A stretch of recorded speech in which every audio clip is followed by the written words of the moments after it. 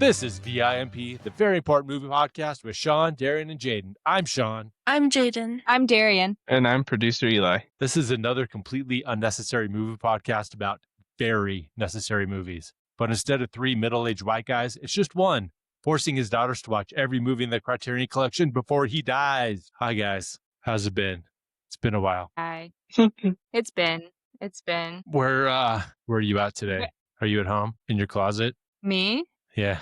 Yeah, I'm deep in the closet. I can see. I'm deep in the closet like it's 2005. That's the year that Kanye said it was cool to be gay on MTV. 2004 then. And I'm in my mom's basement, so maybe we are all middle-aged white men. That's true. Oh, You live in your parents' basement, and I live in my parents' basement. Yeah. I live in a small one-bedroom apartment. Well, I don't live in the basement. I'm here temporarily. I do live in my basement. Temporary basement dweller. Only for a couple more days. Yeah. I'm sad that you're leaving, but I understand why you would want to. Are you taking Adeline with you? Yeah, forever. Nice. Cool. And then I'm flying there to get her and bring her back. Yeah. Yeah. How long is she staying for? A week. Cool. Yeah. It's exciting. What are you guys gonna do? We're gonna have a girls' day the first day, not the day we get there, but the day after, and like go to the mall, the movies, breakfast. Thursday, Friday, we're doing Disney, and then Dad's gonna be there Thursday night, right? Something like that. Yeah, afternoon. You're going on Thursday and Friday, not Friday and Saturday? Yeah. I was thinking on Saturday we could do like a studio tour or something. Well, that sounds fun. Yeah, what studio? I don't know. I haven't been to any of them. Which one is the best one? The only stuff. One I went to is Warner Bros. So I don't know. What other one is Paramount? Do they have one? Yeah, Paramount has one. What are the other ones? What are the other ones? Universal Studios is one, but well, yeah, obviously you can do that, but that's the whole thing. There's Fox Lot. I don't know if that does studio tours or not.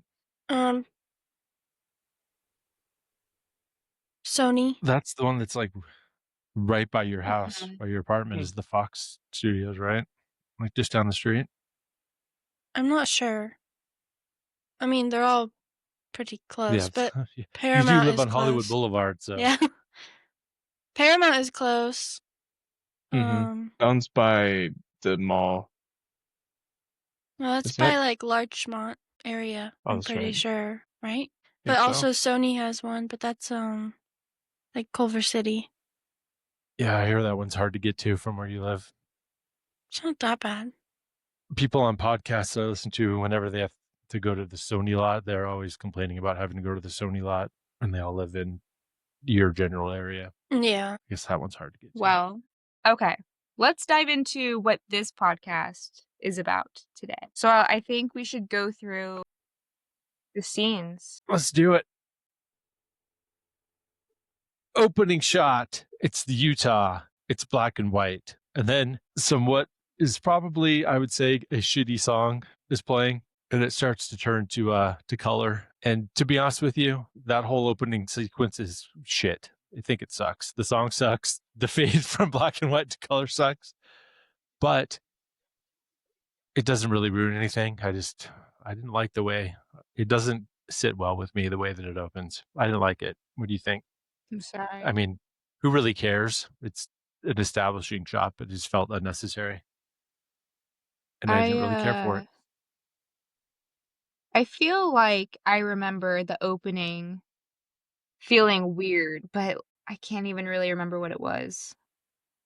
Yeah, it's just like it's just a static shot of a mountain in the desert, and it's in black and white, and then it just starts fading into color.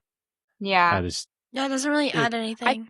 Yeah. I feel like I remember watching the opening scene and being like, thinking that this movie was much older than I thought it was, but it's not. No, I know. don't know. That shot it's bad. It's like doesn't even look good. It's kind of like very like grainy and old looking. And all the other shots, like in the rest of the movie where it shows the desert, it's beautiful looking and nice and everything. Just this, I didn't care for it. Yeah. And it looked kinda weird. And And there was not to, get too far ahead of everything, but this movie's a touch too long, and there's lots of things, little things like that probably could have been shortened or edited out, and it probably would have It made was it flow a long. lot better. Yeah. I thought the same thing. I was like, damn, this movie's pretty long. Like, for what it is. I don't know. I know, I watched it 3 times. How long is it? It's like 2 hours and something. Producer Eli, how long is this fucking movie? Yeah, there was a lot of parts I liked, but then there was other parts where I was like, okay, like, this is going to be over soon. We don't need to... Let's not get too far ahead. Save that for the end. 2 hours and 9 minutes. Yeah, that's what I thought. 2 hours Yeah, and 8 that's a minutes pretty is what I long thought. movie. It's long. Again, So, yeah. especially for what it is. That could have been that. There's scenes that are long and that are beautiful shots of stuff that look awesome and everything's cool looking. This is not one of them. This could have been cut when you're making a 2-hour movie. That's all I'm saying. But then it like immediately goes to the diner. Yeah. And I liked the vibes of the diner. Yeah, the vibes of the diner are amazing. It looks great. Everything looks cinematography. It's just the whole look of it all. Yeah. It's so jarringly. I felt like I was in the diner. Yeah, it's so good looking compared to that other scene. Maybe that's why it looks so good. Because the stupid opening scene looks like shit. And then you're like, oh, wow, this is amazing. Yeah, hell yeah.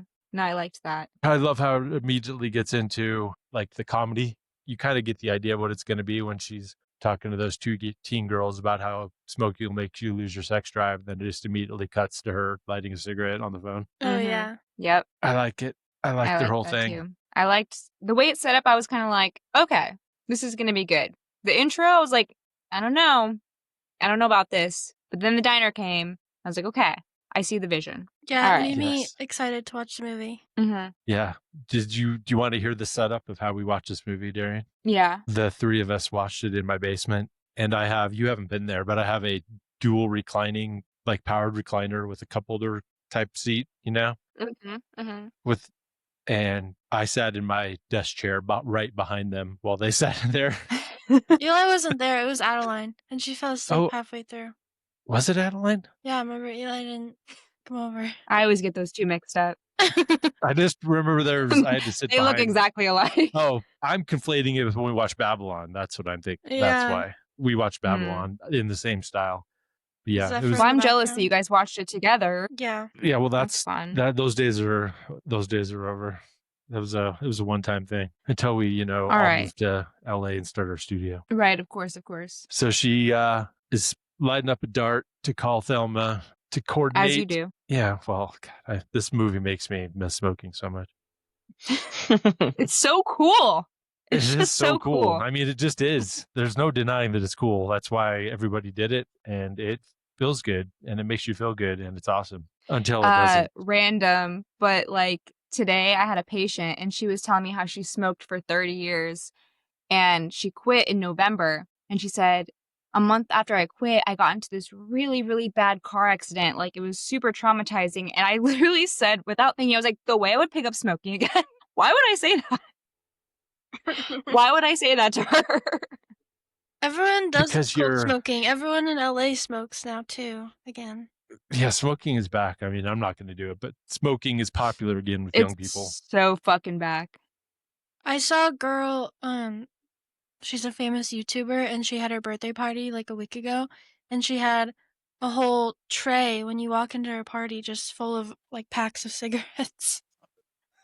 I was like, my God. We are so fucking back. Just kidding. Don't smoke. It's bad for you. Don't smoke. It's not that cool. I quit. So I quit vaping like 2 years ago and moved and started doing Zins. And then I quit that completely like last October, September, summer. And I've gained like 30 pounds since I stopped that. Oh my gosh. Yeah. That's insane. The Zins replace food. Yeah, I just need to start smoking again. Zen? No. I think so. She just dropped. There she is. Can you hear me? Yeah.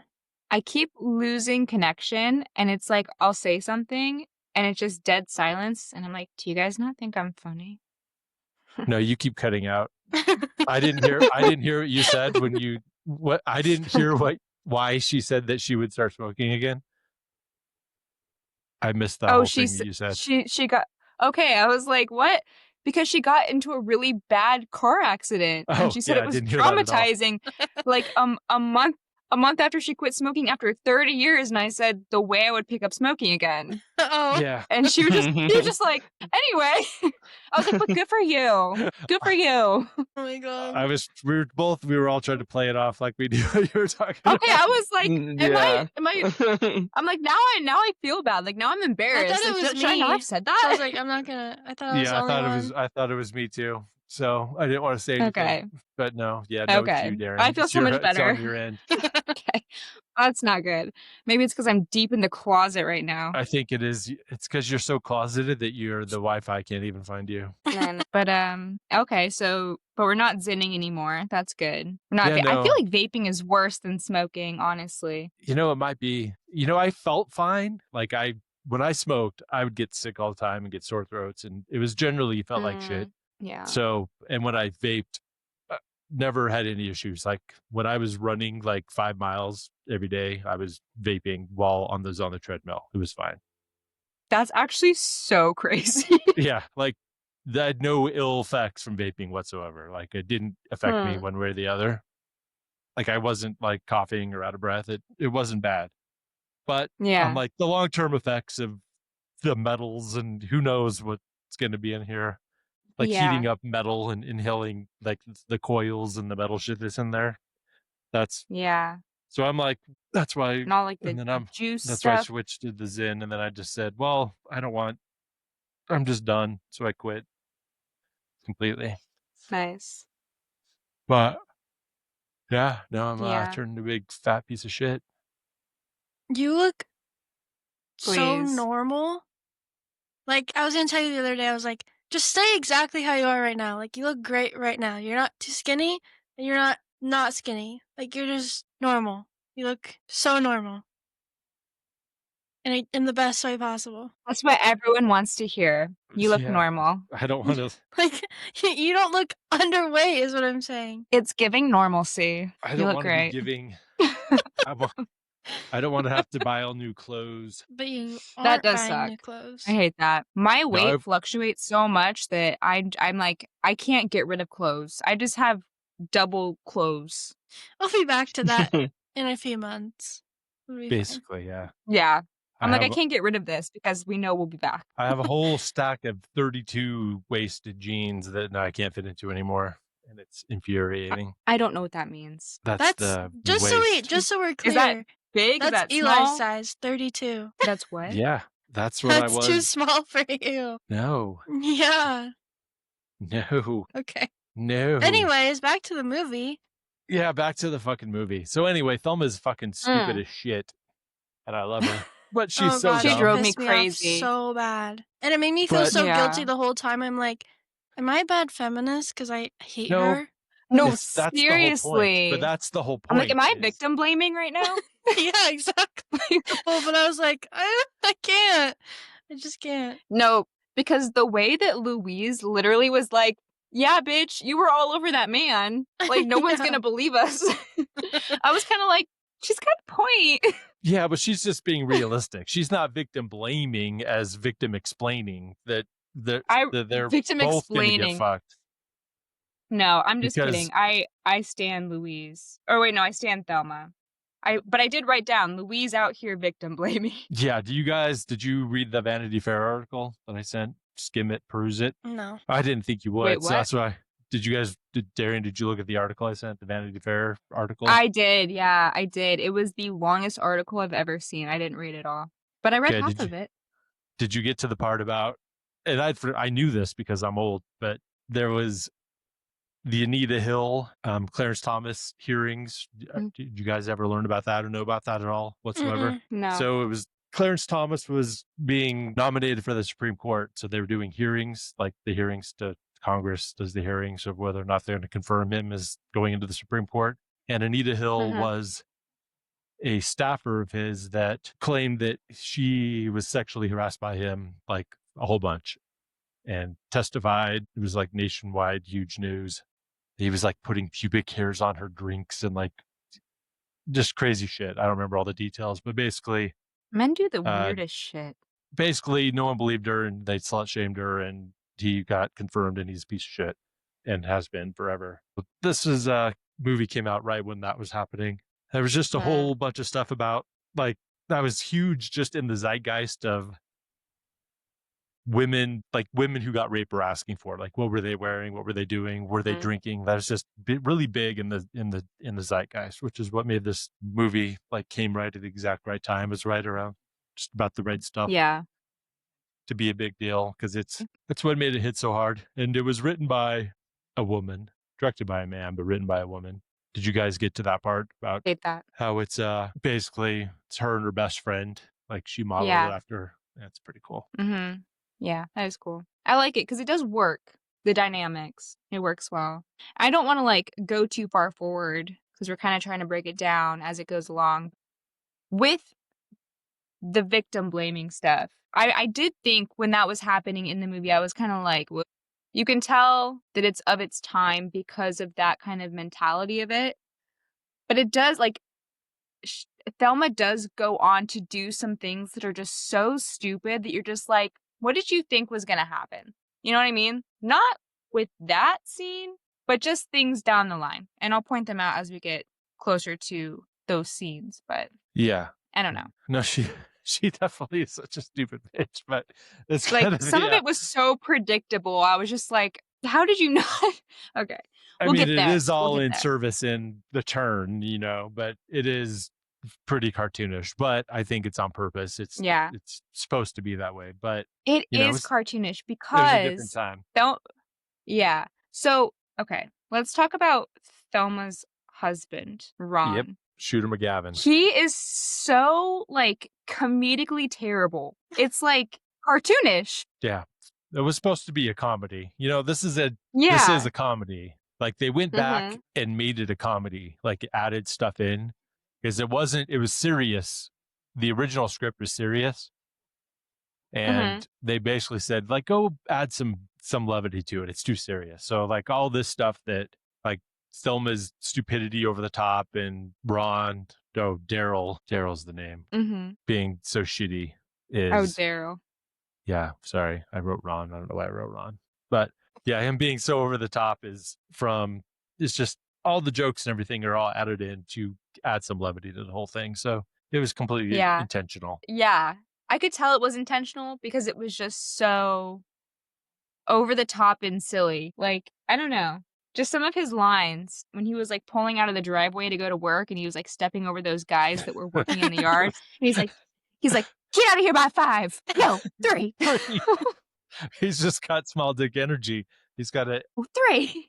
I don't know. When she was talking to him, when she was gonna ask him if she could go on the trip, and then she's like, I wouldn't think people would want to buy cars on a Friday night. When he's like, well, then I guess it's a good thing that you're not the regional manager and I am.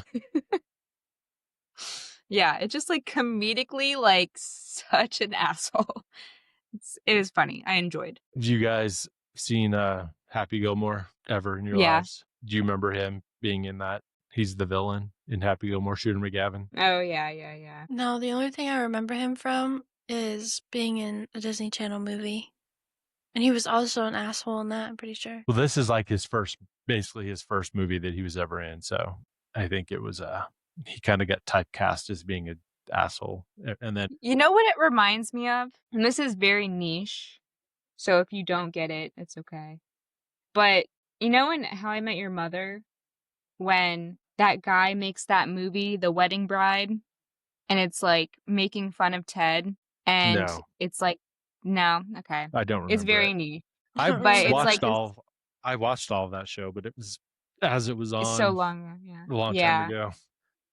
And I was probably. Well, anyway, like, it's like this guy, and he's like supposed to be Ted, and he's just so over the top terrible. He's like tripping over things, and he's just like the fucking worst. And it just reminded me of that, like that over the top, like it almost feels like a parody because it is so ridiculous. So I think it's all How I Met Your Mother fans. I think it's a dual purpose of being funny and also just showing how shitty everything is for them to justify everything they do, basically. Like, yeah. they wouldn't, if And everything wasn't so bad, they probably would have, well, she probably wouldn't have shot the guy in the first place, but they would have gone to the cops.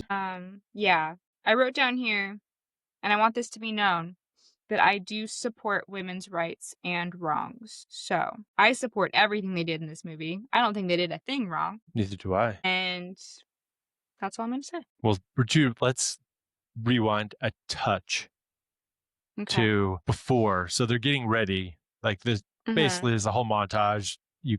Thelma is super neat and everything. Oh, sorry. Thelma is crazy and her dumping all her shit, and Louise is super like OCD. So you're kind of getting an idea. Then they have Chekhov's gun. And she comes and picks her up in her awesome car. And how much? So we kind of talked about this, about how much that was. It's not nearly as expensive as I thought we would buy that car. I found one for 40 grand, like in perfect condition. That exact color with the white interior, everything perfect, 40 grand. And you can get like a less kind of not a piece of shit, but not nearly as nice, for like 20 grand. So if you guys want to buy 66 Thunderbird, it's within reach. Maybe I will. Okay. So, but let's rewind just a little bit to when they get to the Roadhouse.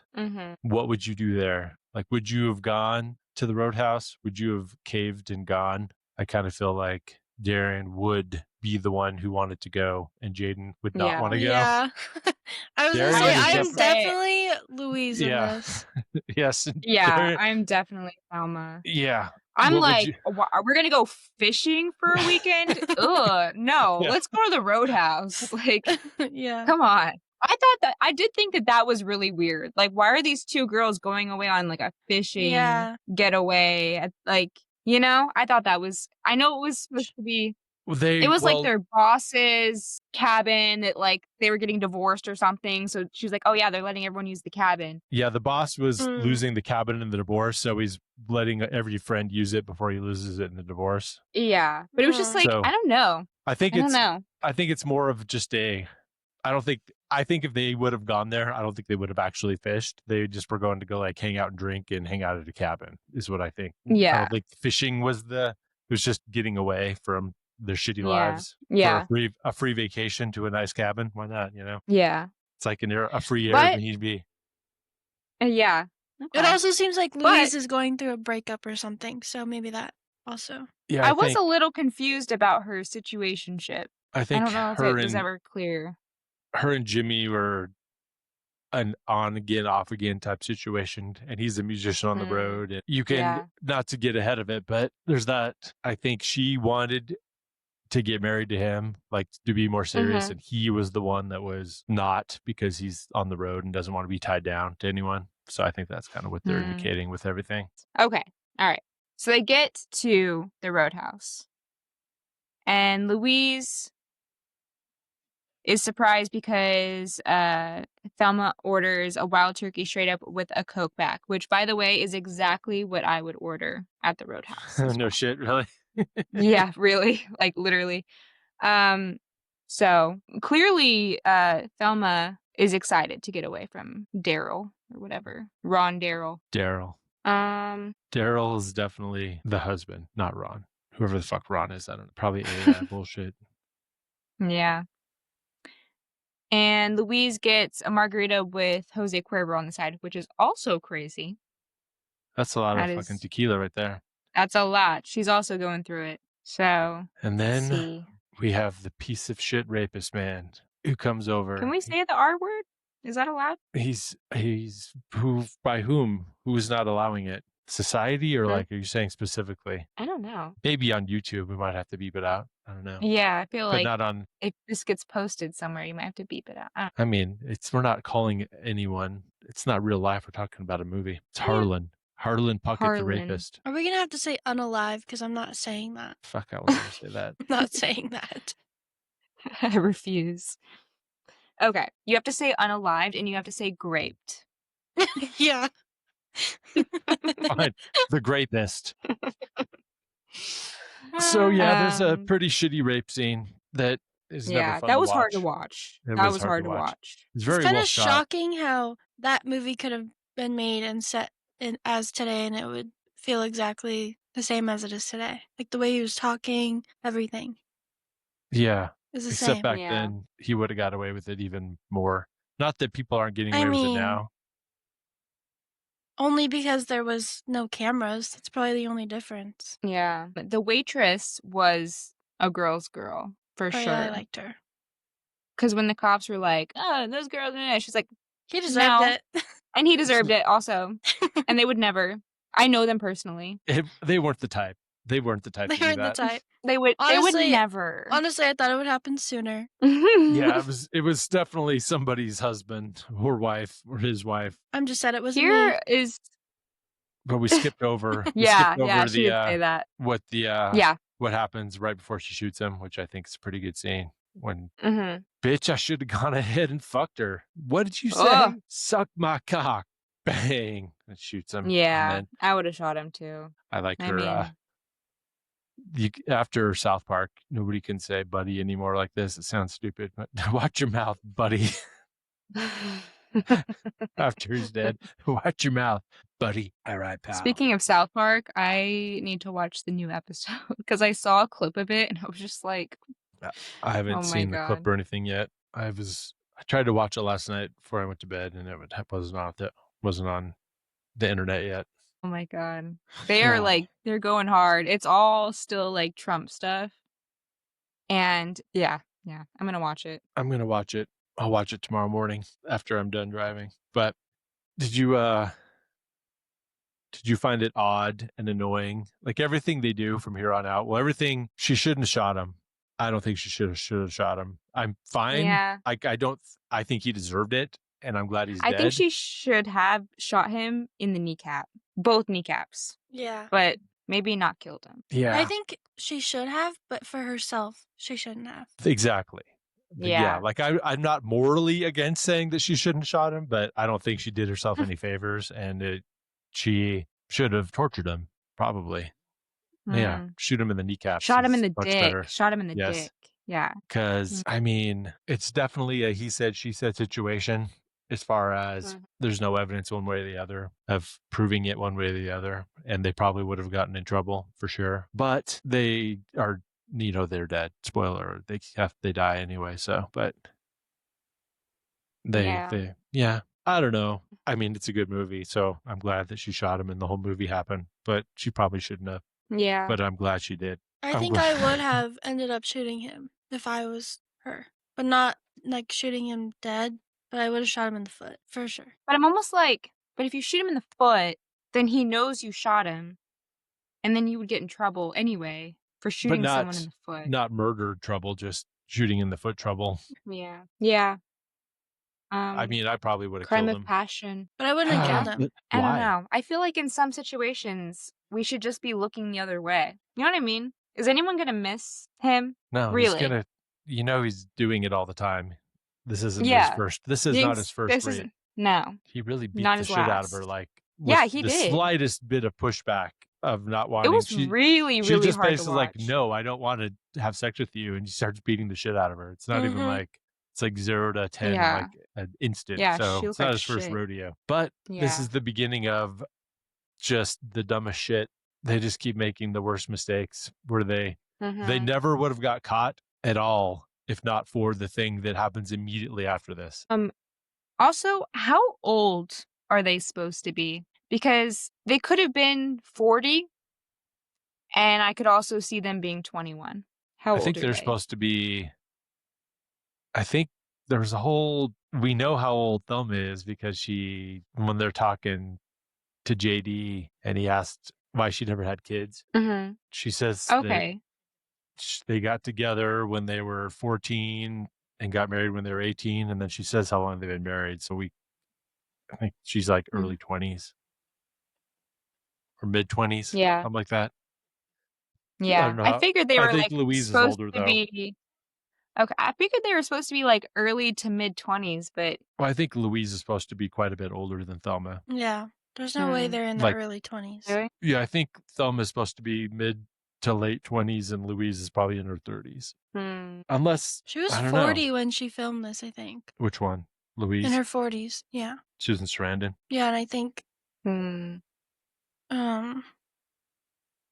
girl that plays Thelma that I can't remember her name was in her 30s, I think. Geena Davis. Because I was looking at Yeah, I all don't their know if- ages, and they're all old as hell now. Yeah, they're very But old. also, she looks. What is her name? I can't. Oh my god. Susan Sarandon and Yeah, Geena Davis. she just has everything she's ever been in. Just looks old. Everything that I've watched her in, she looks old. Rocky Horror Picture Show. Still kind of gives an old vibe. Mm-hmm. Oh yeah. Oh yes. She has an old looking face Yeah. from even when she was young, is what you're saying. And I completely agree. I was thinking the same thing. Well, you know, like how people say that people used to look older, but it's just kind of like, I mean, there's multiple factors, but a lot of it is just the style of like the way people used to dress and wear their hair and their makeup back then. So now we associate that with older people. So like you watch movies from the 90s now and you're like, oh, they look so much older. And that's why I was like, to me, they look 40, but I feel like they're supposed to be in their 20s. And I'm like, I is don't that? know what they're like. That's a very valid point, but I don't know what it's supposed to be. Other than I'm pretty sure that Thelma is in her mid to late 20s, going off the math of what she said about how long she's been married and how long they've been together and everything. So that one, I think, but Louise could be, I don't know if they've known each other since they went to high school together, or if they're just friends and there's an age gap. I'm not sure. I don't know. Let's call her and ask. Eli, do you still have her number? Can we call Susan Sarandon? Yeah, just let me look at it real quick. We have too many celebrities on here. Okay, thanks. Well, let me know when you get her on the line. So when they go tearing out of the parking lot, did you hear that ADR of the guy from the truck? Watch it, you fucking asshole. That is how they got identified. Yeah, that really pissed me off. Why did you do that? That just drew so much attention to you for no reason. Yeah, and they do this I read this whole thing as soon as Louise shoots him, she's got a death wish. She knows that she's fucked and doesn't care. From that moment on, everything she does is not a mistake. She just doesn't give a shit because she knows that she's not going to get away, that she's given up completely, and she's thrown caution to the wind because there's just too much dumb shit that she does. But then also, she's probably in shock and doesn't realize what she's doing. She's trying to get away. So maybe not. I could be totally wrong. But yeah, if they just would have calmly driven away, then they never would have gotten caught. Yeah. Because they bring it up later. The cop, Harvey Keitel, brings it up that's how we identified the car. Because if you recall, when he's going through his computer, DMV records, he is going just for that color car, T-Bird. That's how he figures out who she is in like 5 seconds. Is from witnesses saw her pulling out of the parking lot crazy style. So, and I feel like back then you probably could have gotten away with murder fairly easily. Yeah, you just don't be there. Just don't be there and don't, make a scene. Oh, wait. You're probably I take good. it back. They did find Thelma's fingerprints all over the car. So, yeah. But yeah, somehow they had them on record. So, because they identified her prints before, obviously they never caught her. So, or maybe they got them from the when she did the robbery and compared the two. I don't know. Probably just don't drink. Don't go to places. Don't put yourself in poor situations where you could be getting raped by a bad man. Just sit at home with your cool husband and watch college football. I don't like where this is going. And nothing bad will happen to you. It's so simple. Very easy. Just never leave your house. Yeah. And you'll be fine. Okay. And then they're leaving the scene. They're throwing up. They're freaking out. And then they try to figure out a money situation. So they got to form a plan. So they go to that coffee shop, which looks awesome. Yeah. Every coffee shop. The reason why everything looks so good is because it's all in California, which is cool. It's all like Bakersfield, Central California. All these old diners and shit on the 5, I think. Yeah.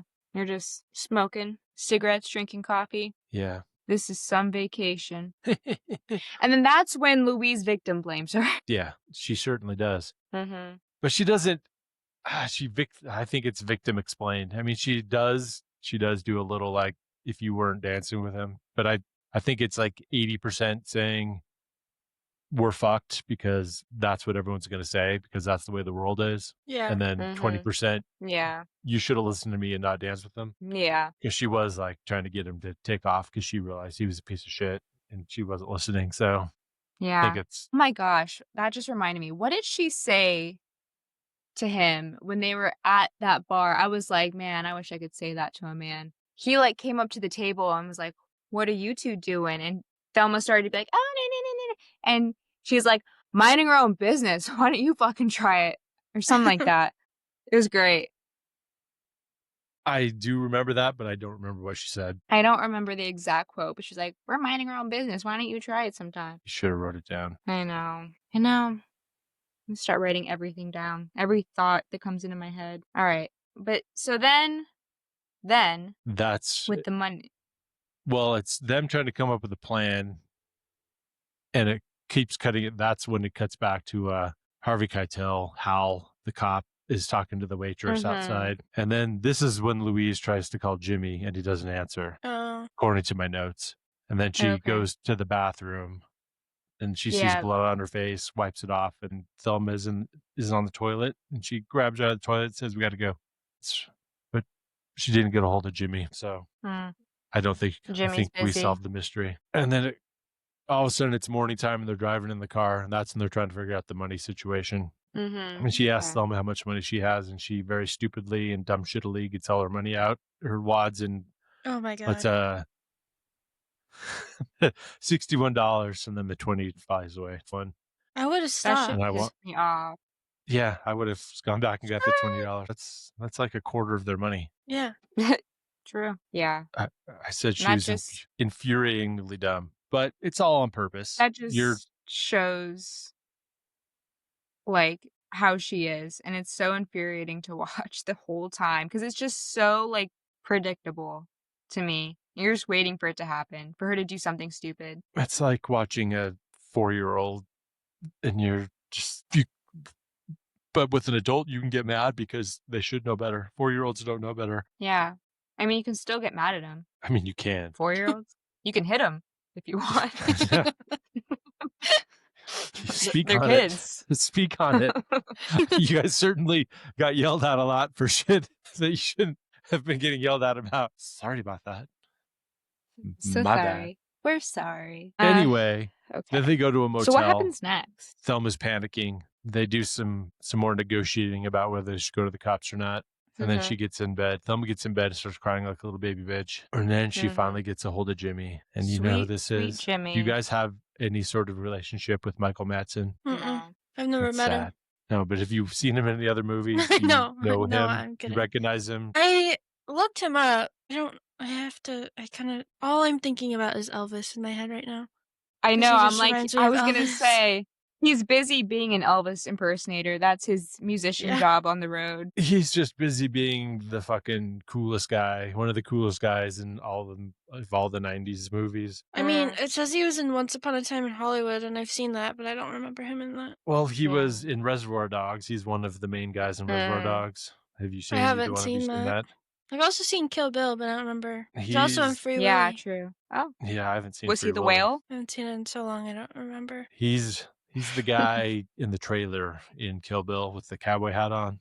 He's the one who buries her alive. No, not ringing a bell. I've seen Kill Bill multiple He's also times, in and I Scary just Movie I 4, which I've also seen. I don't remember. He also just died like a month ago. Yeah. Oh, that's sad. But he's awesome. You guys should definitely start watching some Michael Madsen movies. Species. Have you ever seen Species with Natasha Henstridge? No. That's a good movie. Good shit. She's an alien. She's a sexy alien. Like in the movie or in real life? We're in the motel room. Okay. In the movie. We're in the motel room. Thelma is panicking. They crying like continue a to little argue baby. about if they should go to the police or Yeah. not. But I feel like we're past that at this point. Like, why are we still talking about it? Like, we've already decided we're not going to. Because we really have to pound home what the reason why they don't call the cops, I think. Because it has to justify the whole rest of the movie. Which is what? That they got to get to Mexico. During this time, if you went to Mexico, would that actually work? Because now obviously it wouldn't, but would it then? Because I have no idea. Yeah, I mean, it's just easier to disappear in Mexico. Like you can live off the grid in Mexico. I mean, even now, if you can get into Mexico or further into South America, you can change your identity and just be a different person and they're Yeah. not going to find you. Yeah, I guess. And back then, even easier because there's no internet or anything. You don't have bank accounts and everything. You just have your money in cash and then you just start a new life. Because you didn't need a passport or anything back then. You just go to Yeah. Mexico. So, yeah, unless, I mean, they could, if they found you, like, let's say that you got arrested in Mexico for something else, and then they figured out your identity, the United States could request you to be extradited back for your crimes in America. But they're not going to really find you. So it would work. It still works. We should go there now. All right. So they're going to go to Mexico. She's got to get the money from Jimmy. She says she's got $6,700 in the bank, but she can't get it out. So she's like, hey, can I borrow $6,700? I'll pay you back. Don't know how they're going to do that if she's in Mexico, but whatever. So they come with this whole plan for him to wire it to the Western Union in Oklahoma City. So he goes to make the arrangement. She's going to call him back of the place that he's going to wire it to, yada, yada, yada. They get to Oklahoma City. She gives the password to Peaches, and oh no, I love Jimmy's Jimmy. there. You love Jimmy? Yeah, and I mean, until the end kind of confused me, but I just liked him. Yeah. Because he's fucking awesome. He's he's got Riz. I mean, that's pretty much what it is. Michael Batts has got Riz. He's pretty much the exact same character in every movie that he's ever been in. He's just being Jimmy. That's just him. He's That's just just being what he is. Jimmy. In Reservoir Dogs, he's being the exact same guy, which is like the year after this. And then in Kill Bill, he's the same guy, except older, 20 years after the fact. The part where you said it couldn't be more in southern Utah and not Arkansas. Yeah, no part of this movie did it feel like they were anywhere but the Southwest. Yeah. Like No, the it's- entire. I'm like, okay, so you look like you're in Mexico now. Like, are you close? And it's just like, keep going. Like, if you guys have never been to Arkansas, but Mhm. I've been to Arkansas a lot, and it is just trees and green. It's Yeah. just green trees. It's just forest. The whole thing is just green I don't forest. think a and single part prairies. of this movie was green. It wasn't. It's It's dusty. very It's a dusty. dusty ass movie. It's all Bakersfield and Modesto, California, and then they go to Utah for the canyon-y parts. But I think that part, the part where I said they couldn't be more in southern Utah, I think they were actually in California.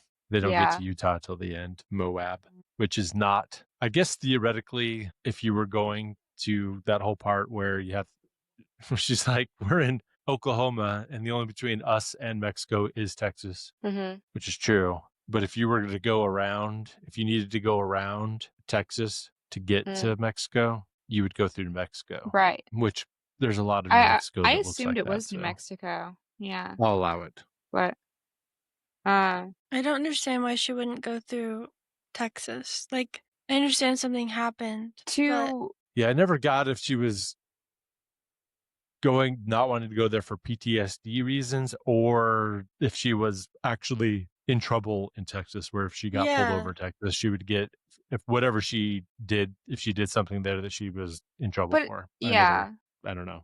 But also, like, they're already on the run, so She did say something about you don't want to get arrested in Texas. Like, so maybe.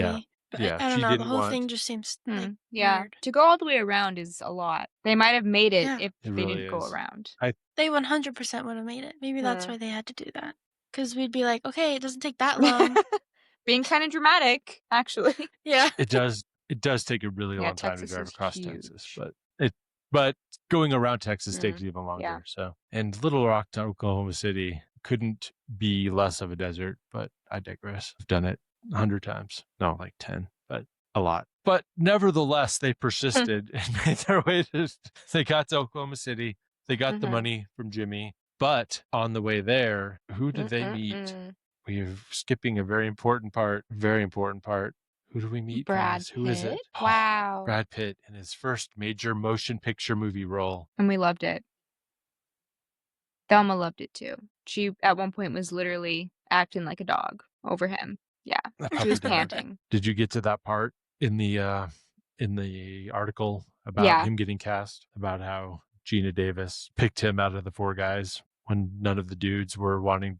Do you think that's bullshit, or do you think that's Wait, real? maybe I didn't get to that part. I got to the part where they were talking about how it was like his first, like that movie like made him known. Yes, but so the story that was in there is that there was four dudes that got called in because they had other people like was Billy Baldwin or Stephen Baldwin. Mhm. Billy Baldwin or Stephen Baldwin. Billy Baldwin was supposed to be dropped out to do backdraft. So they had to find somebody to replace him. And they brought in 3 brunettes and then Brad Pitt. And they did a screen test with Geena Davis, Yeah. like a chemistry test. And they were only, after the test, they were only talking about the 3 guys, not Brad Pitt. And Geena Davis is like, guys, what the fuck? It's obviously the blonde guy. It's the blonde one. Like, you're crazy. What are you doing? Why are you even not? Why is this even a discussion? So they cast him because she said to, essentially. That's interesting. They didn't feel like they had the best chemistry. I thought they had pretty decent chemistry. No, I think it was jealousy. I think Brad Pitt was so incredibly hot that they didn't even want to deal with it. Yeah.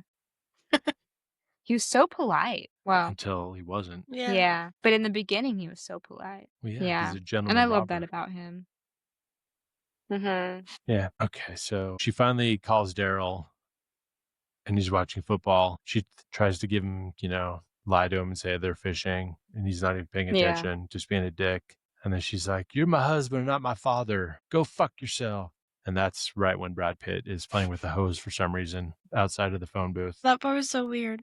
Like, He's what's playing he with his doing? hose. Leave him alone. I think that was just a symbolic got thing hose? of that he's just got that he's got a big dick and he can spray it wherever he wants to. Because he's literally just squatting, holding it between his legs, spraying it like out into the parking lot. Symbolism.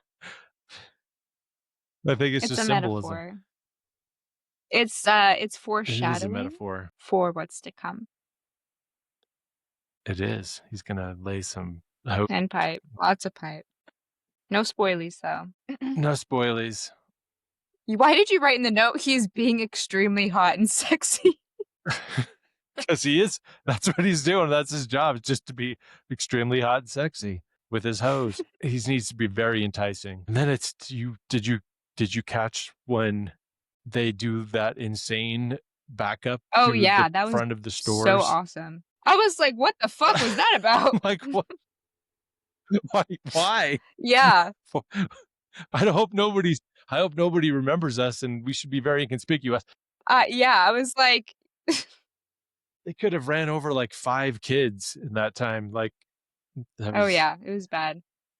They're just doing dumb shit. I mean, it's awesome, and I love that they do it, but it's just the dumbest shit I've ever seen. And then the bodybuilding guy doing curls. Do you remember that? No. Yeah. Did you guys miss that? So it's the end of the scene. They're driving 100 miles an hour backwards, and they stop right at the gas pumps, and the angle changes to show the back of their car pointing. And there's just this fucking massive bodybuilder guy that they drove right past. Oh, yeah. I remember that. Just doing curls. Why? Where? Huh. I don't know. I remember like the gas station guys. I have no idea. They were like twins for some reason. They looked exactly alike. No, you only see him in one shot right at the end of them doing the backup thing. And he's right. They drive right past him when it's that back shot. And it's just massive dude with a tank top on just doing curls. You got to in get your front of pump the in gas when you station. can. For the vibes. Yeah. Yeah, it's for the absolutely. vibes. But where did he come from? I want to know his story. I wish they brought him in more. I'm sure that in the same way as the guy that later, Ridley Scott probably just saw him and like, hey, be in this movie, is what I assume happened. Because that's what, not to skip ahead, but that's how they got the Rastafarian bicycle rider guy. Really? Hell yeah. A star was born. I'm sure that's how the bodybuilder guy. Yeah, that's how the bodybuilder guy got in the movie, I imagine. But yeah, I did notice that crazy backup scene. That felt very random. So how long before we're in goddamn Mexico? And that's the line of Thelma letting know that she's going to go with Louise to Mexico. And then we cut to Hal in his office, and he's already found the one green T-Bird registered to Louise Elizabeth Sawyer. It was very easy for Hal to find that. Took him like 5 seconds to get Hal's this whole out thing. here just doing his job. I never blamed him. Yeah. Didn't want him to find them, but He did his he kind of best. gave them the benefit of the doubt too. He was like, maybe they could have gotten away with it if it weren't for Brad Pitt. Yeah. Yeah. But that's later. Now we're talking about Brad Pitt's butt, his hot butt. It's pretty. So they get the gas and they're in the car talking about how hot his butt is. Remember when she says how he's got great butt, that it casts a shadow? Don't understand what any of that means. And this is when they're talking about going to Mexico without going through Texas. you know how I feel about Texas. We're not going that way. And she asked her what happened in Texas. She, it alludes to whatever happens. We never know what happens to her, what did happen to her in Texas, but it probably wasn't very good. If just the mere thought of it made her kill a guy. So I'm sure it was a very bad situation. And then it cuts to Hal at Louise's house, and he just walks into the fucker without a warrant because she's a fucking piece of shit cop, and looks at all of her pictures and how perfect everything is and how OC she is. And then we're back in the car with the crop duster, with the completely awesome but completely unnecessary shot that they put a fucking camera on the crop duster. It was pretty cool. I think it was 100% very cool necessary. It was necessary for the vibes, but it did add so much. Like some of these shots, like I would say the half an hour is just of this movie is just shots of beautiful, great shots that were great for vibes. Just them driving in a car. I feel like this movie was, the storyline is cool and whatever, but really it's the vibes that carry it. It is. It's a completely vibe-based movie. Because if you try to think about it too critically or like too analytically, it is stupid. It's dumb as shit. Like everything they do is dumb. They're just the two biggest fucking idiots in the world who trying to get away in the most stupid way. They don't get a new car. They're so fucking obvious. And everything they do is so fucking obvious. They're not doing anything to get away with any of it. But the vibes are there. That entire scene 20, was just them driving in a car. They don't talk. Nothing happens. They're just driving. And then it goes back to Hal finally gets to Louise, the diner Louise works at. Nobody wants to talk to him because he's a fucking cop. But somebody does talk to him. When the guy yells, he's like, yeah, it's a cop. It's a cop. And everybody just stares. Like, fuck you. Yeah. And then somehow JD is ahead of them, sitting on some dirty ass concrete sink in the middle of the desert. Yeah. How the fuck did that happen? And that's when the Puma does the. I was super confused about that. Okay. These teleports. I mean, you're one to assume that he did get a ride at the last place, and then how did he get there first? Exactly, no idea. Yeah, maybe he was on the crop duster. Maybe that's. They had to drive through that field to get the crop duster shot, so that took some time. Yeah, they were fucking around. They had a couple times they had to change the film in the crop duster and stop down. Took hours. So, and then he took a bus. He walked. That's how long it took. He just walked. But he's there, which means it's now fate. You can't deny the ride now. It's fate now. It is fate. And Thelma does her little puppy dog impression. Yeah, wags her tail.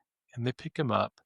She does wag her tail. Then Hal gets to Daryl's house. Daryl and Thelma's house. And this part I think was improv.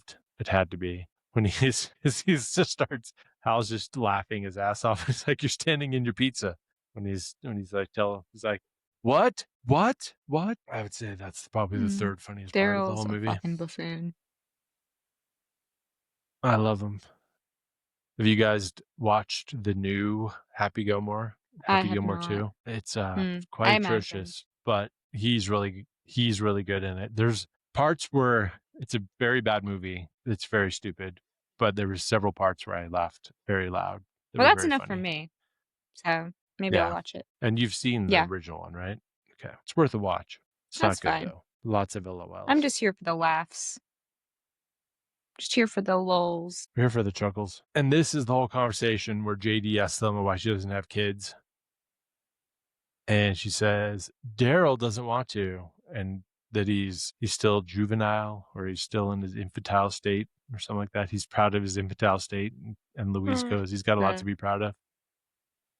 So that was got sick him. burn.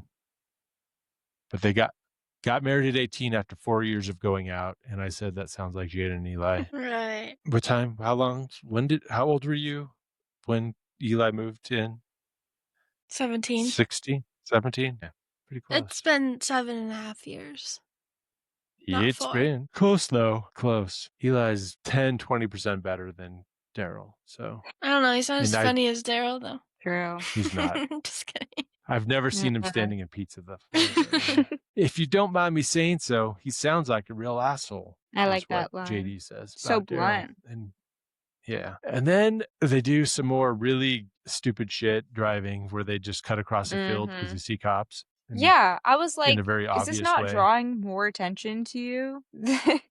Yeah. Like, exactly. And then JD is like, if you don't mind, well, what does he say? Maybe you got too Yeah. many parking tickets. Too many. Yeah. A few. You got a few too many parking tickets. So he knows that they're Yeah. on the fucking run, I assume. But he doesn't care. See himself. He's a criminal. He is. And then Hal calls up our man Stephen Tobolowsky. Do you guys know Stephen Tobolowsky? Radiohead? Yes. Now, do you guys recognize him from all the other movies and shit that he's been in? Like, or is this like an unknown man to you? Unknown. Me.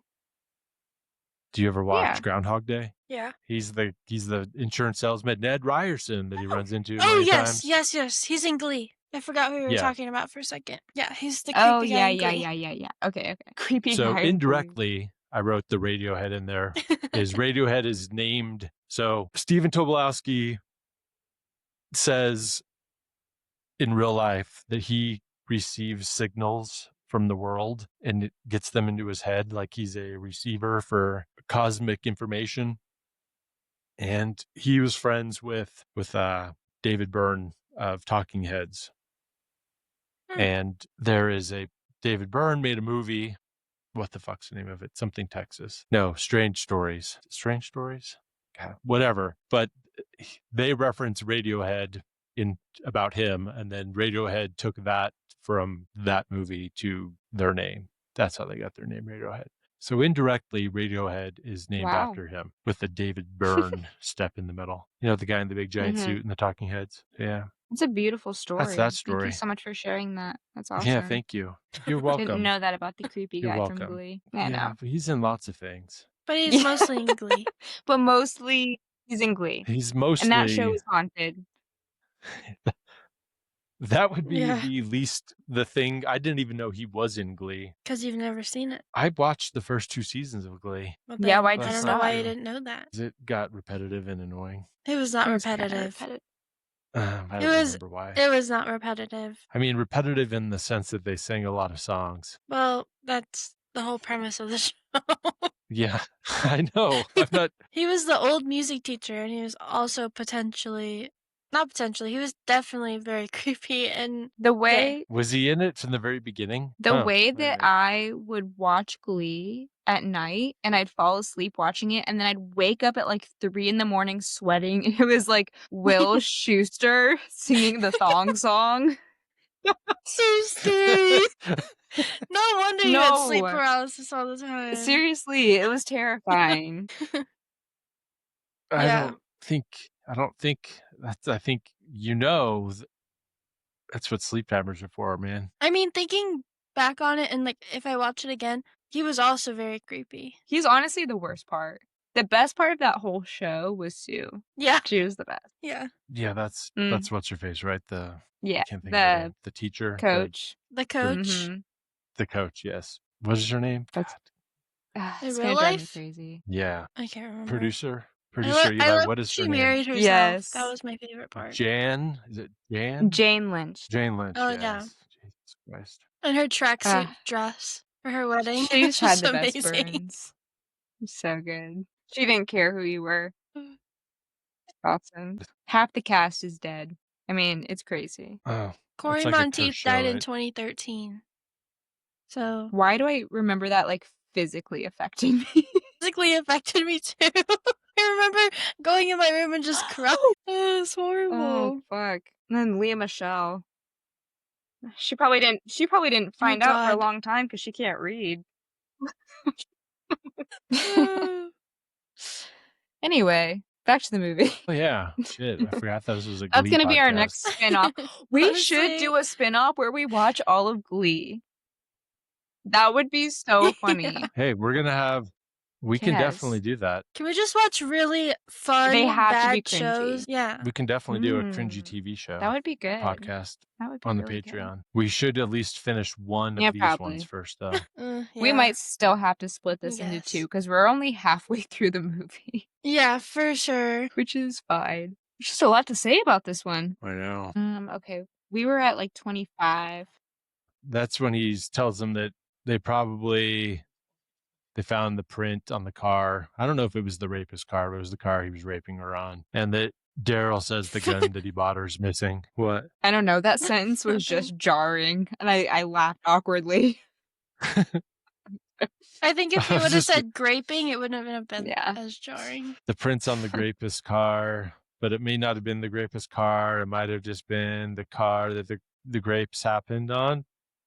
The grape, they got He grapes was all over that graping her car. on. He was graping her on that car. Honestly, that word just sounds even more offensive than rape. I don't know why. At this It point, does. I'm like, he was what? Well, because it sounds like grapefruiting. I just sounds keep too much like imagining like the grapefruiting. Kool-Aid man. Every time someone says graping, Oh yeah. I imagine him Oh I Grape- just imagine them shoving graping grapes down their someone. mouth. yeah. Can't we just call it what it is? It's a rape. It's a goddamn rape.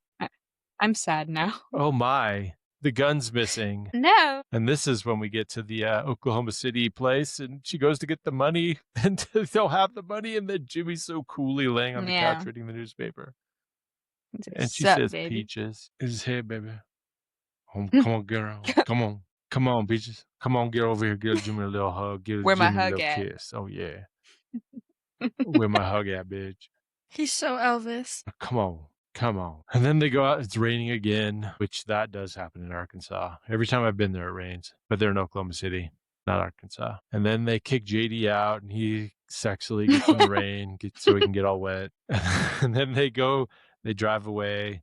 And this is when they go into the room, and Louise gives Thelma the money in a very stupid Why? way and says, "Please guard this Yeah. money because you're so responsible and you've made so many good choices, and especially with money, where money's concerned. Would you please guard all this money?" That was an immediate no. And in the moment, I was so like annoyed with Thelma, but now thinking critically about it, this is really on Louise. This was her fault. She knows better. She knows. Thelma She has knows Thelma. the mental capacity of a 5-year-old. Okay, you don't give a 5-year-old $7,000. You don't. And she No. did. So this is on Louise. Except this is the night that's going to transform Thelma from a complete moron into a True. complete badass. And why is that? Is it because Brad Pitt's dick is magic? Is that what they're trying to say? Is that what the movie's trying to say? Is that Brad Pitt like physically transformed her? Or are they trying to say that, like, I'm legitimately asking this question or is the movie saying that she was always smart and good, and that society and the patriarchy, the patriarchy, the Partridge family was keeping her down, and that she needed to be unlocked to release her true self? Or is she just a complete moron, and then having sex with Brad Pitt turned her into not being a moron anymore? What do you think the movie's trying to say? Well, I think that two things can be true at the same time. I think it's a little bit of both of them. All right. You know, I feel I'll allow like it. she has been living this really boring, shitty life, and she's never felt like herself, which is her smart, badass, true self. Because, like you said, patriarchy, right? She's just like, her man expects her to stay home, never go anywhere, cook her dinner. And that's what she does. She never does anything fun. She says that the entire movie. I never get to do anything fun. I never get to do anything for myself. That's why she wanted to go to that bar. That's why she wanted to like fuck around and have fun. And I think once Brad Pitt laid down the law with her in the bedroom situation, I think she was kind of like, my God, I'm having so much fun. And my best friend killed someone. Fuck it. And then she became her badass butterfly. No, Yeah. that's definitely what happened. But I just can't. The part that I'm having, how did she become smart? That's the part that I don't understand. Jog my memory. What did she do that's so smart going forward? The first thing that she does, she becomes smart when, so we'll fast forward through it because we got to kind of hurry up. But she shows up after they have sex. She goes down to the restaurant, and that's when they figure out that he stole the money. So then they have to take off, and then they do the robbery. Oh, yeah. Which that's when she becomes competent, is she does the robbery. So that's the first step in becoming competent. Don't know if it's necessarily smart, but they eventually, when they get pulled over by the cop, that's when she becomes smart, because Louise is like panicking. So they kind of meet in the middle. So yeah, and she's like, shoot the radio. the cop radio. And like, she knows everything that's happening. She knows the score. She's completely competent and smart and a badass. Like, and that's like basically the next day or a couple of, like, who knows the time, but it's basically bank robbery to that is the next thing that happens. Before Brad Pitt laid the pipe, they started talking about how he was, like, that's what he does. He robs banks or whatever. Not banks. Well, not robs banks. stores. Yeah, she so, like, he definitely was giving her all this, like, intel and information, and I feel like him giving her that made her think more like a criminal. So maybe that's why. Well, yeah, she definitely, in one of the best edits ever in the history of cinema, when she comes out of the bank robbery and she's like, well, what did you even say? And then it cuts to them watching the videotape, the security camera footage of her just basically doing word for word exactly what Brad Pitt did in the hotel room before.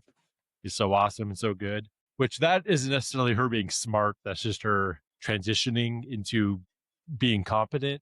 But I feel like when the cop car thing where she just coolly takes over and knows exactly what to do, she's just now a criminal genius, which is, I don't have a problem with it. I like it. I think it's cool and good, but I'm curious as to what their intention was, as if something happened like to transform her, or if she was suppressing that the whole time. I feel like she was suppressing it in a way, because I see what you're saying. I think it got to a point where she fucked up so many times that it was time for her to step up and stop being ditzy, and she knew that, you know? So it was sort of, I think that, yeah, I think she was performatively trained herself and got stuck into a cycle of being stupid her whole life because that was what was expected of her. That she was never stupid. She was just, what was the video you sent the other day, Jaden? The performative incompetence? I don't remember. About the mom telling her kid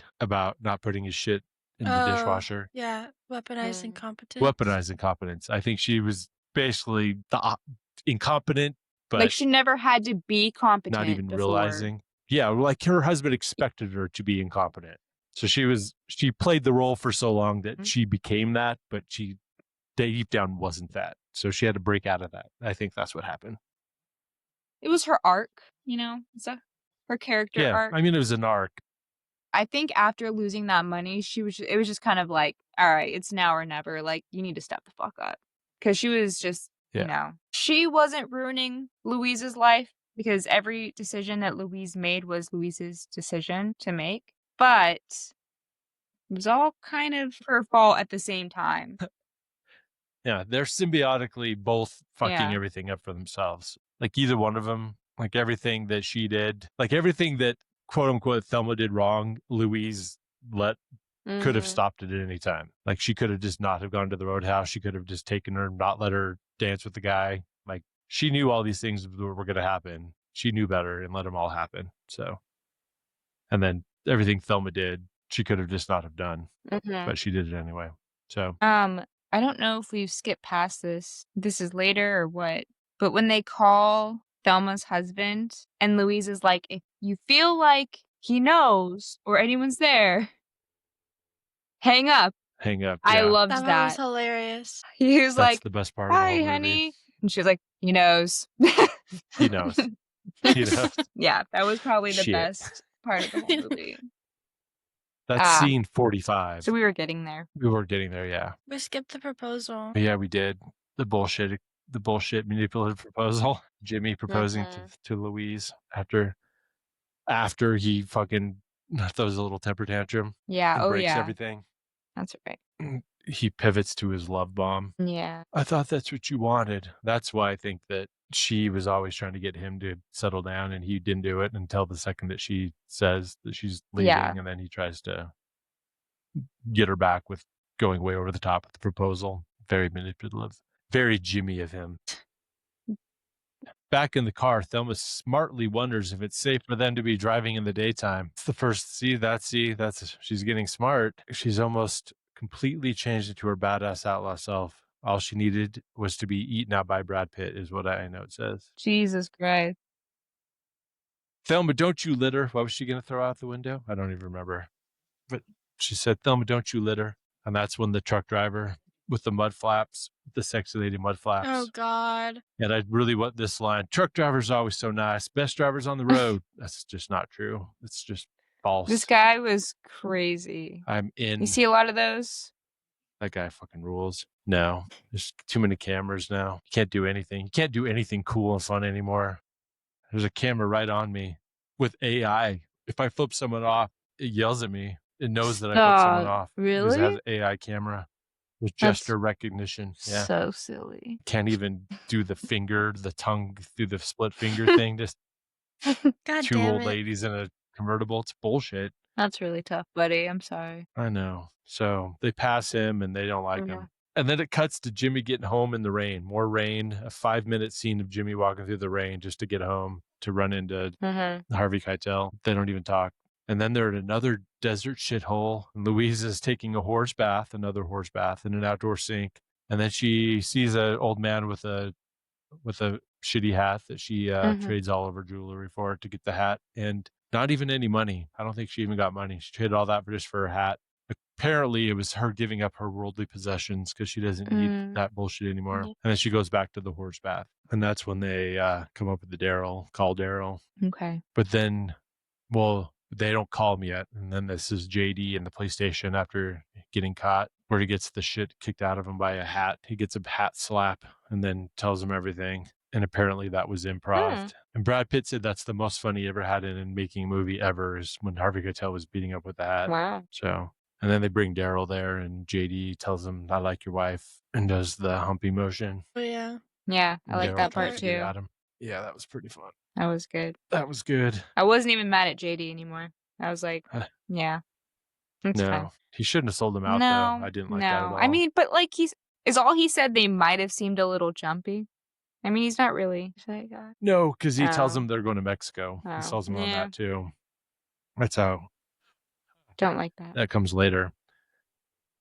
And then it's the phone call. They go to another town, and they go to a payphone in a little restaurant, little diner place. No, it's a bar. They're playing pool, and that's very funny. And they call back, and she's like, put the cop on, put the fucking cops on. And that's when you find out that JD told them they were going to Mexico, because she goes, you told that thieving little shit where we were going. Another fuck up. And that's when Thelma's crying in the car, and Louise tells her to stop trusting people and stop being so open. And that's really when she thinks she makes her final transition. And then they cut back to Daryl and Thelma's house, and they're watching a movie. And I looked up what the movie was. I looked up the words, because I couldn't find anything that said, but it's Penny Serenade from 1941. Okay. So that's Any fun. interesting notes? It's a Cary Grant. I think this is what it says. Julie and Roger are a love-struck married couple who desperately want to have a child. Tragedy after tragedy gets in their way as the two attempt to rise above their troubles and fulfill their dreams of parenthood. I'm not sure. I've never seen it or heard of it until I looked it up last night. So I don't know if it means anything. Probably. But we don't have time for that.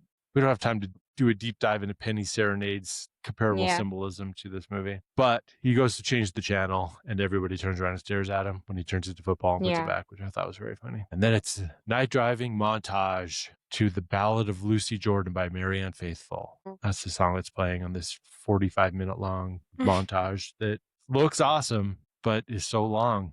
And they run into the truck driver again, this time at night. And then this is when Thelma asks Louise about being raped, and she gets big mad at her, says, I'm not talking about it. And then this is when the cop pulls them over the next morning. And, they were not going that fast. They were definitely not going 110 miles an hour. No way, Jose. That's why I wonder if he was lying. Do you guys think that he was lying about it? I don't know. I think it was just they didn't think about it when they were writing it. I think they just needed a reason.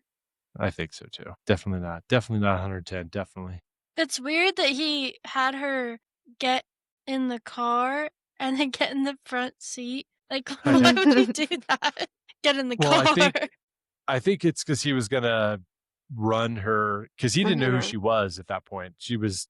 I mean, I suppose if you were going to call in her information because she was going 110 in quotes, you would do that. But yeah, it was pretty dumb. She should have been in the back seat. I think that's a British guy making a cop movie in 1991 situation. So they stick him in the trunk, and they They shoot a couple air holes in there before they put him in, but he's dead. Like Yeah. they killed him essentially because they didn't know that the Rastafarian guy is going to show up. Did they ever confirm if he died? No, the last thing you see about him is the Rasta guy showing That up and was blowing awesome. smoke in. I guess you could assume that guy just doesn't leave him there to die, but I don't know. I kind of got the possible. vibe that he did. Yeah. I kind of got the vibe that he was smoking him out and that he was going to get the keys or call somebody to tell him he was there. I don't think he was going to leave him there to die. Maybe. But maybe. I mean, it is a black guy in Utah. He probably doesn't like cops. Oh, and this part, I didn't like this part. So after that scene, they stop at another shitty-ass desert store, and Louise calls Hal for some reason that I don't understand and stays on the phone way too long, giving them time to trace the location, which, why did she even call him in the first place? I don't get the point of that. And they're like, we got it. We got the location. And then the FBI takes off. And that's when, I don't know why she called they him. just needed another reason. Yeah. They should have figured out a reason why she needed to call him, but I don't know why she stayed on the phone that long because she knows that they were trying to track him. So I don't know. It seemed weird.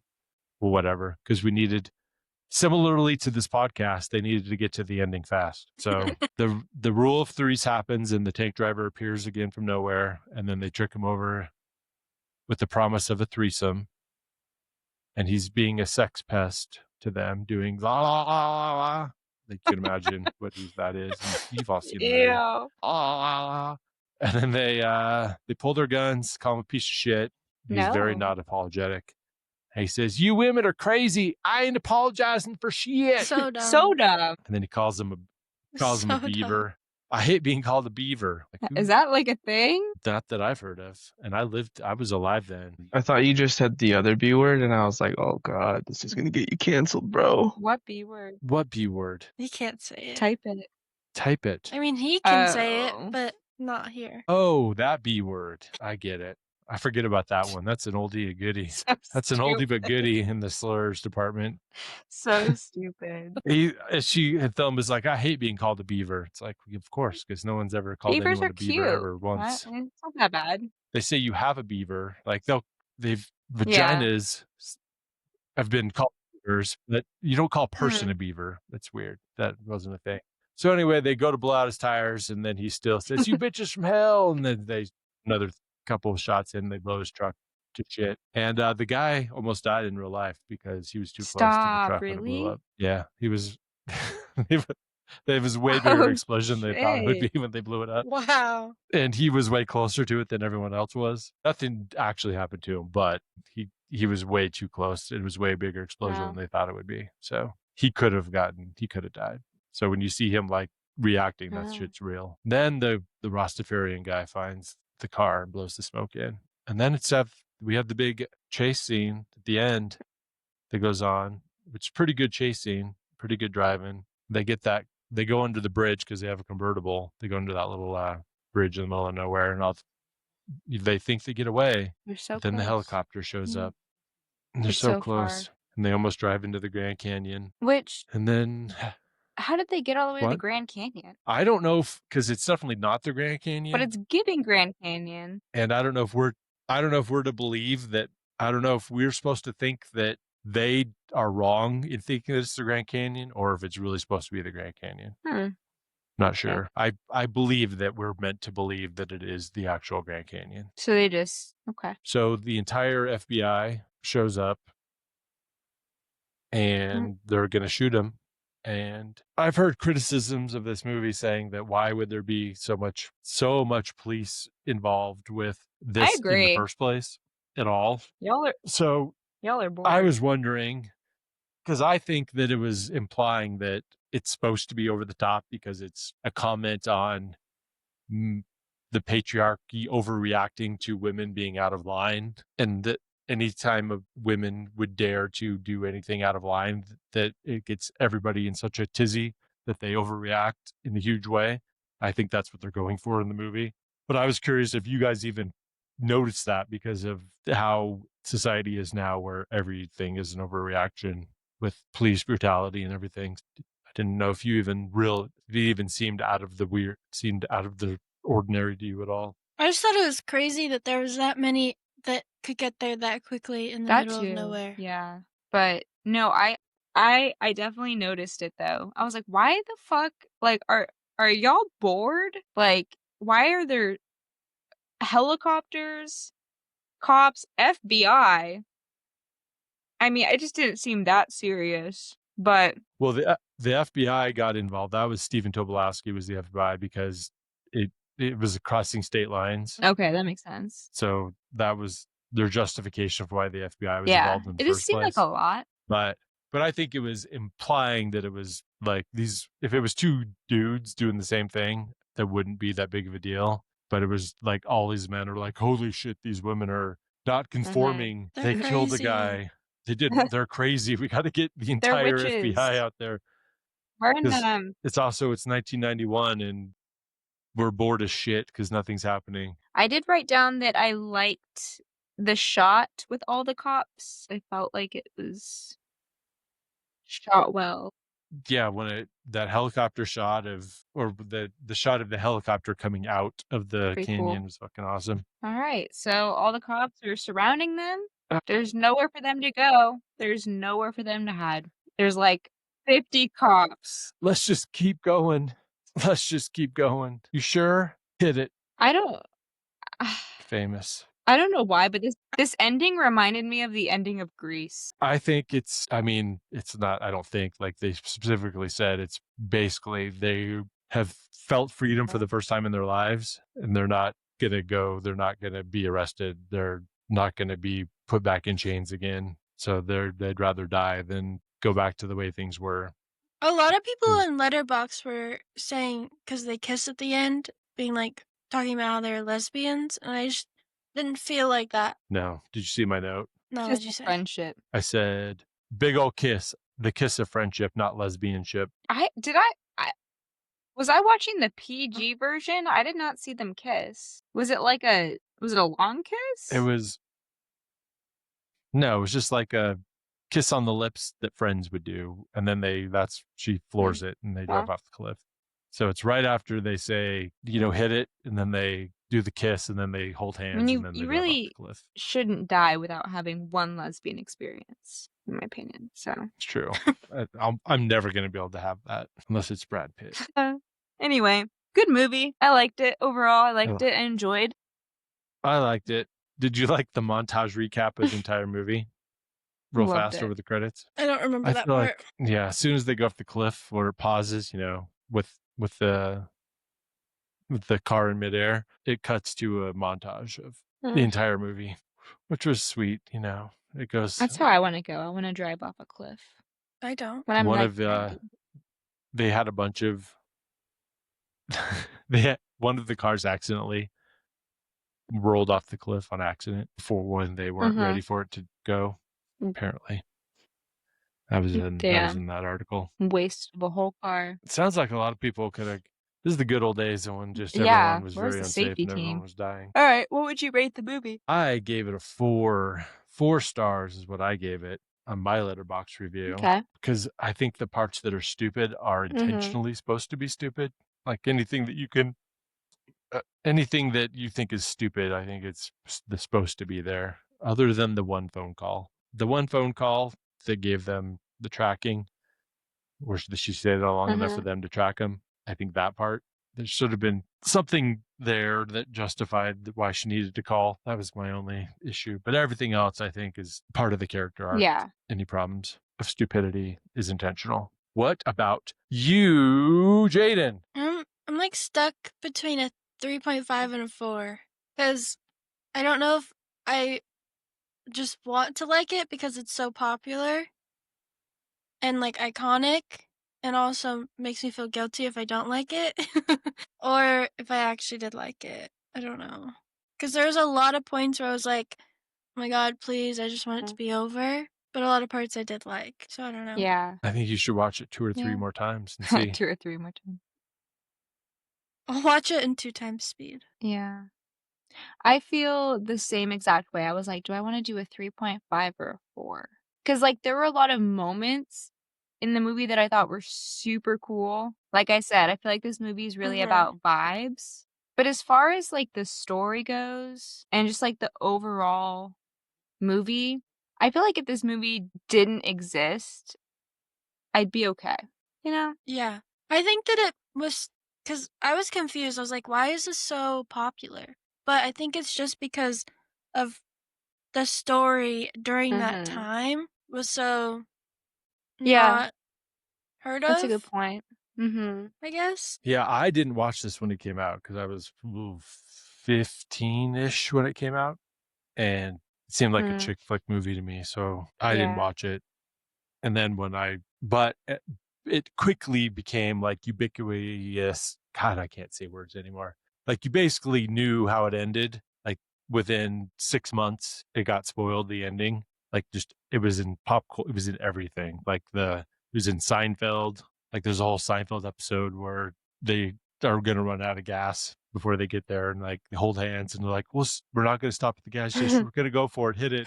And then it cuts. You don't know if they made it or not to the gas station before running out of gas. Like it just was Yeah. referenced in everything. Like you'll be my Thelma, Yeah. you're my Louise. Like so, you just knew that. Like I knew that they drew. I've known for 30 years that they drew 35 years. Yeah. They drove off a cliff and died. So I'm like, didn't realize how good it was actually going to be. Mm-hmm. Like how well made it was, like the shots, the cinematography, and the acting, everything. So I'm really glad I finally got around to watching it. I watched it last like November when it came out on 4K. It's Criterion disc, but I think it's fucking great, and it's way funnier than I thought it was going to be. But you're right. It was the reason why it stuck around so long is because of the themes, which I didn't even know about like until recently. But you're right. Would you give it, Darian? How many stars? I'm going to give it 3.5 today, but if I had watched it when it first came out, I probably would have given it 4. Yeah, I think Yeah. I think that's right. I agree. Wait, Okay, goodbye. Eli, you watched it, right? No, he didn't. No, you didn't watch it. No. That's why I was just sitting here just going, I How many stars do you give Babylon, though? don't even remember what Babylon was about. Hold on. The Wow. one about the Mexican guy in Hollywood. Oh my God. The one we Yeah, watched that's in the right. basement. Yeah, it was incredible. That's all I can really say about it. Like I don't even know. I believe that it was like more of like a, I don't even know. I don't know. Wow. Okay. Wow. Yeah. Thanks for the insight, producer Of course. Eli. Well, you've completely manipulated Darian into staying up an hour past what she said, so. Hey, at least you get to go to bed. I have to go just work. I have to stay That up all night and sucks. all day tomorrow. So Sorry. That That sucks. sucks. thank you. Please rate, review, and subscribe on wherever you get podcasts. And as always, thanks for being here and please out.